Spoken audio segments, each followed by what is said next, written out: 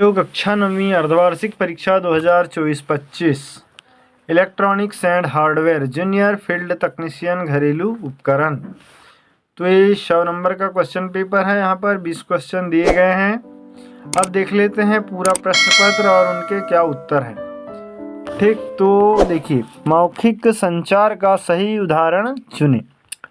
जैसे मौखिक संचार का सही उदाहरण हो जाएगा आमने सामने की बातचीत।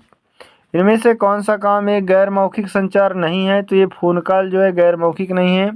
हाथ मजबूती से मिलाना ये भी गैर मौखिक है। बोलने और मुस्कुराने देखना भी ये गैर मौखिक है। एक सीधी मुद्रा के साथ खड़े होना भी गैर मौखिक है। फिर है जीपीएस का पूरा नाम क्या है? तो ग्लोबल पोजीशन सिस्टम।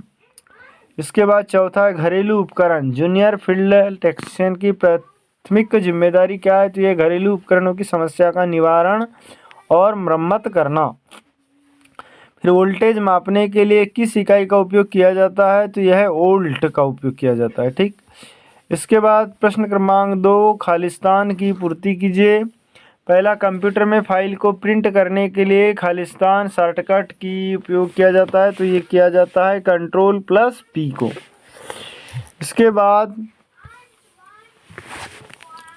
दूसरा है इलेक्ट्रिक सर्किट के में दो प्रकार की धारा प्रवाहित होती है। प्रत्यावर्ती करंट मतलब एसी करंट और दूसरा होता है डीसी करंट डायरेक्ट करंट।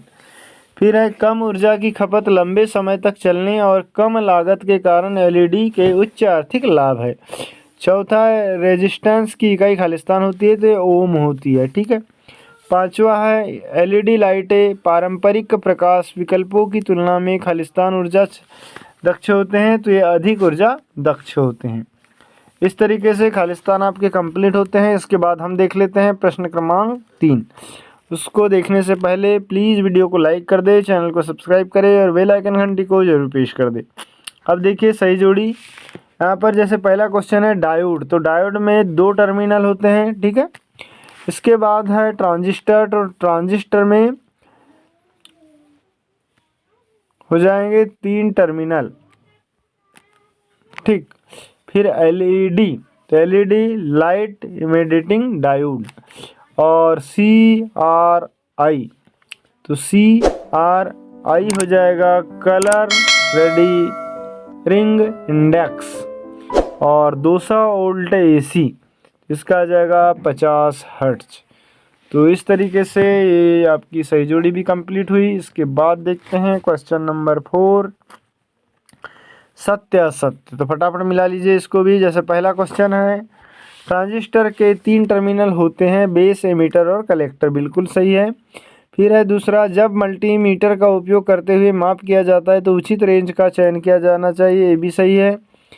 तीसरा है क्लैंप मीटर सीधे संपर्क की आवश्यकता के बिना लाइव इलेक्ट्रिकल सर्किट में AC करंट को सुरक्षित रूप से मापने के लिए आदर्श है, ये भी सत्य है। इसके बाद अगला क्वेश्चन, LED का एक प्रकार का असाधारण प्रकाश स्रोत है जो अपनी उच्च ऊर्जा खपत और कम समय चलने के लिए जाना जाता है, यह असत्य है।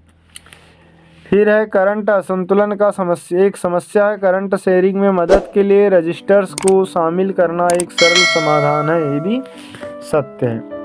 तो सत्य असत्य भी कंप्लीट होते हैं। इस प्रकार हम अब आगे सवाल देख लेते हैं कि जैसे ताकत और कमजोरी को परिभाषित करना, हरित कौशल क्या है, डायोड क्या है, उपभोक्ता इलेक्ट्रॉनिक्स से क्या आशय है, कैपेसिटर क्या है, प्रभावी संचार के सी सूत्र को संक्षिप्त में लिखे, कंप्यूटर के विभिन्न भागों को लिखिए, व्यापारिक गतिविधियों के लिए 3 प्रकार क्या है स्पष्ट करना, फिर सीरीज सर्किट क्या है चित्र सहित समझाइए, LED लाइटों के दोषों को लिखिए, LED के जीवन को प्रभावित करने वाले 5 कारक संक्षिप्त में लिखिए, ट्रांजिस्टर क्या है या कितने प्रकार का होता है समझाइए।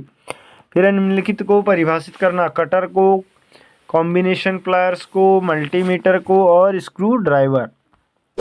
तो ये सब आपने कर लिए होंगे। कार्यस्थल पर उचित सुरक्षा उपकरण कौन कौन से होते हैं, विभिन्न प्रकार के प्रकाश स्रोत कौन कौन से हैं, LED प्रोडक्ट्स के इंस्टॉलेशन के लिए सामान्य दिशा निर्देश को समझाइए। फ्रेंड्स, वीडियो यदि अच्छा लगे